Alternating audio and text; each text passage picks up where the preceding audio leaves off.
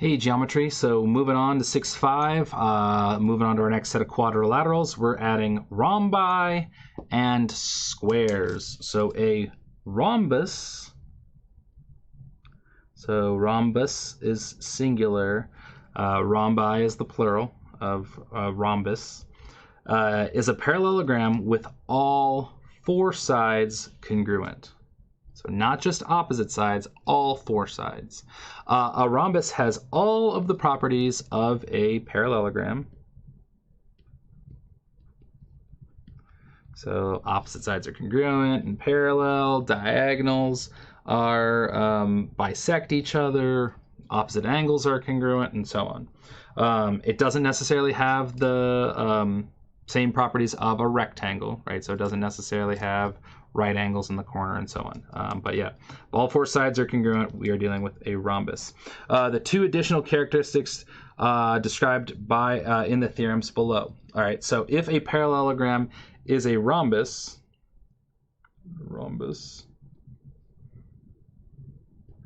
then its diagonals are perpendicular. So in this case, we could note that like segment AC is perpendicular to BD. And we could go a little further still because we also know they bisect each other, so they are perpendicular bisectors. So I know like that part's congruent to that part and so on. We know all that from a rhombus, but the diagonals will always be perpendicular in a rhombus. If a parallelogram is a rhombus, then each diagonal bisects a pair of opposite angles, and this shouldn't, there's nothing to fill in there, so sorry about that.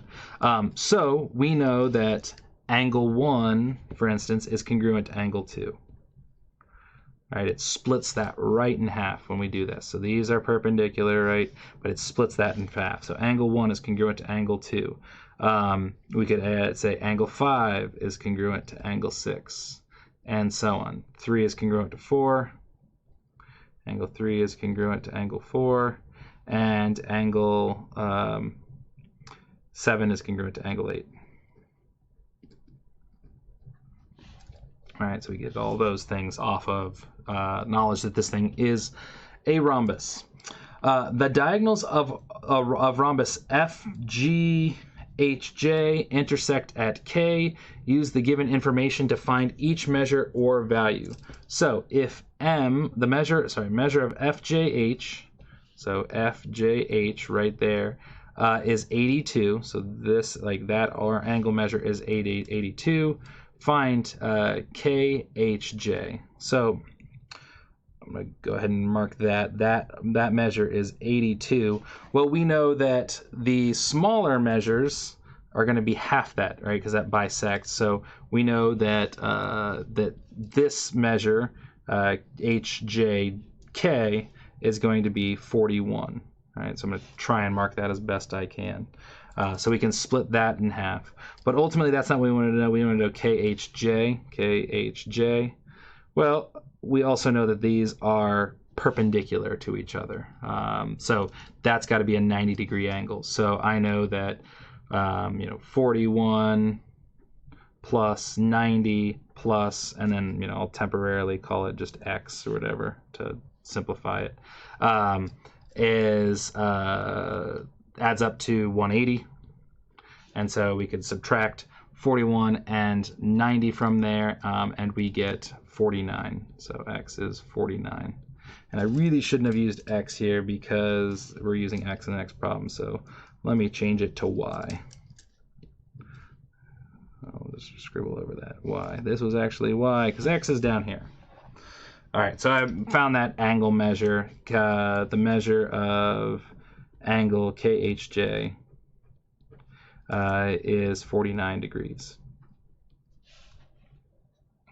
All right, and so then the next bit, we've got GH is X plus 9. So GH, this segment is X plus 9. The reason I needed to change so I didn't use X. And JH, this segment here, which they went to the other side, so that segment there is 5X minus 2.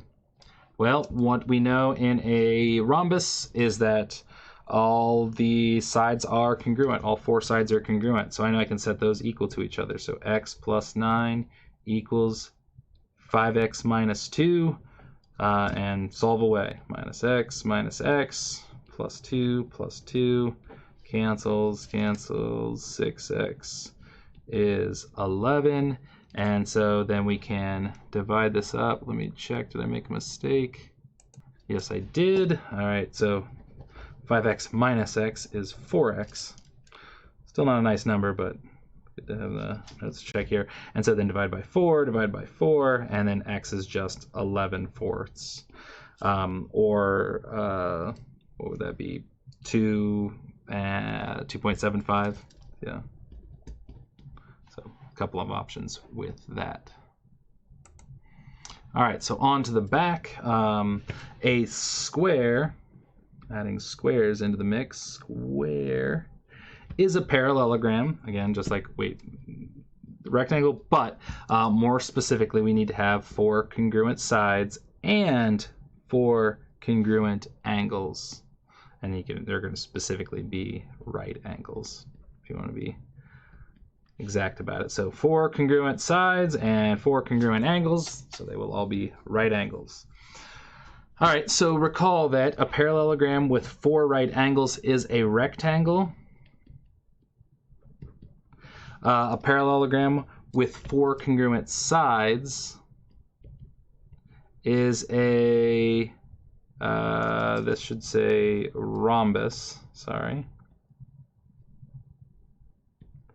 All right, and so we can look down here and kind of start to see what's going on here. We got this Venn diagram going on where if they've got the 4 right angles, that's a rectangle. These are all rectangles. The square is a rectangle. And then if they've got the 4 congruent sides, then it is a rhombus. Square's got that going on as well. And then outside here, we've got more parallelograms that are neither rectangles or rhombi. And so, yeah, that's kind of a chart of showing what we got. Squares got it all, right? They've got all the properties of all the things above it. So it's squares are rectangles, squares are rhombi, and so they've got all the corresponding features. Therefore, a parallelogram that is both a rectangle and a rhombus is also a square. So it's both a rectangle and a rhombus, then it's a square. All right, so proving that quadrilaterals are rhombi or squares. Before you can use these, you need to know that the quadrilateral is a parallelogram. So first, after we establish it's a parallelogram, if the diagonals of the parallelogram are perpendicular, then the parallelogram is a rhombus. All right. If one diagonal of a parallelogram bisects a pair of opposite angles, then the parallelogram is a rhombus. So that's another way we can show it if that diagonal is bisecting. We know that's true.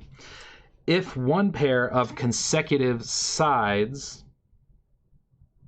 of a parallelogram are congruent, then the parallelogram is a rhombus. We know that much. If a quadrilateral is both a rectangle and a rhombus, then it is a square. So we can show that. All right. And finally, we've got some coordinate proof here to show off some of this stuff. So let me pause up and get some points on the graph. All right, so here we go. Got some points on there. This is nice. They're telling me that this is a parallelogram, so I don't need to verify that much. All right, I could do that with slopes or distances and show the opposite slopes are the same or opposite sides are congruent. But we don't have to do that. We're just trying to figure out whether or not this parallelogram is a rhombus, a rectangle, or a square. So let's start with let's start with. It doesn't look like a rectangle or on a square, honestly. You can kind of tell that just by the graph, but let's not always go by that. So let's start with diagonals. Let's do a distance formula for some diagonals. So Km, this diagonal here, Let's get some distance on that. So horizontally, we're traveling 2, so 2 squared, plus vertically, we're going 1, 2, 3, 4, 5, 6, 7, 8. So 2 squared plus 8 squared, and take the square root. So 2 squared plus 8 squared, we get 68. So 64 plus 4 is square root of 68, or 68 squared of that. So that is that diagonal. And then let's do the other diagonal, j to L. So j to L.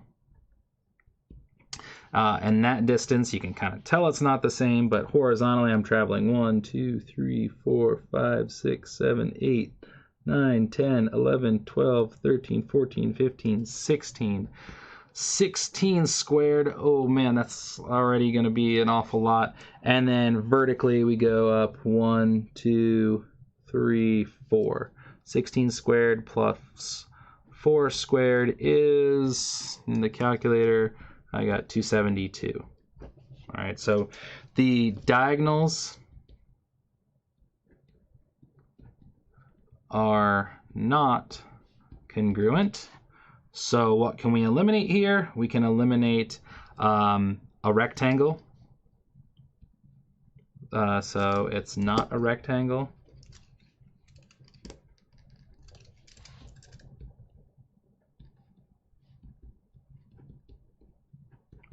And you know what? If it's not a rectangle, it's not a square. So it's not a rectangle, and it's not a square. Right? Because squares, remember, have to meet both the properties of being a rhombus and a rectangle. So if it's not a rectangle, it's not a square. If it's not a rhombus, so on and so forth. So we can hold out hope for the rhombus and see how we do with that. So I could do distance formula and show all 4 sides are congruent. That would work. We also can check another thing. Remember, a rhombus, that the diagonals are perpendicular. So let's actually check that with slopes. So let's do the slope of Km and see how this looks. So the slope of Km, we're going rise. This time I gotta care about my signs because I'm not squaring things. So this was down 8, right? Rise -8 and run 2. So that's the slope of -4. And then we'll check our slope of our other JL. So the slope of JL, which has got a rise of 1, 2, 3, 4.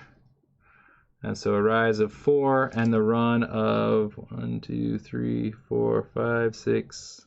I think I miscounted 1, 4, 5, 6, 7, 8, 9, 10, and 12, 13, 14, 15, 16. Yeah, I think I already did that. 16 up here. 4/16 reduces to 1/4. Those two slopes are perpendicular. They are opposite reciprocals. And you could also, if they multiply, to be -1. So the diagonals are perpendicular, so it is a rhombus. All right, other things we could have done, we could have done distances of the sides. We could have shown consecutive sides being, whether or not they're perpendicular. They're not, right, since we eliminated that possibility. The angles thing would be pretty hard to do theoretically as possible, but not with what we've done yet, showing that it's getting bisected. And yeah, that is what we can do to show if that, some coordinate proof there.